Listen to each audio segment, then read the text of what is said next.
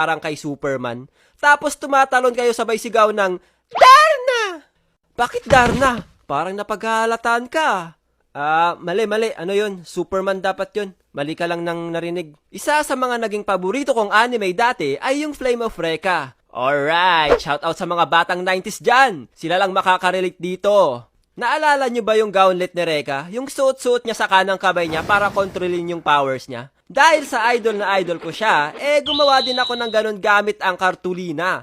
Feel na feel ko pa nga yan nung bata ako eh. Diba nakasulat sa upper arm niya yung mga pangalan ng mga dragon na powers niya? Pati yun, ginaya ko din. Kumuha ako ng pentel pen at pinagsusulat ko yung braso ko. Naaalala nyo ba nung high school kapag pinapagawa kayo ng skit ng mga teacher? Madalas to sa Filipino subject eh.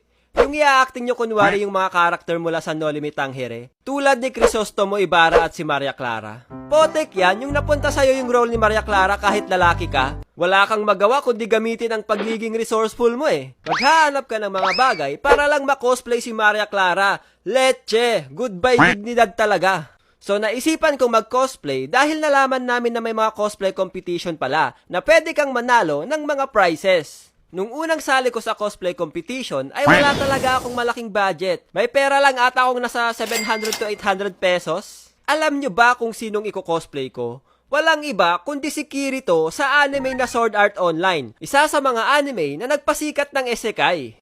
Simple lang yung costume niya na feeling ko swak sa budget ko. Yung coat niya, pinatahi ko lang sa patahian. At akala ko, mura lang. Leche, malaki kaagad ang nakaltas sa pera ko. Meron naman akong black pants at black t-shirt.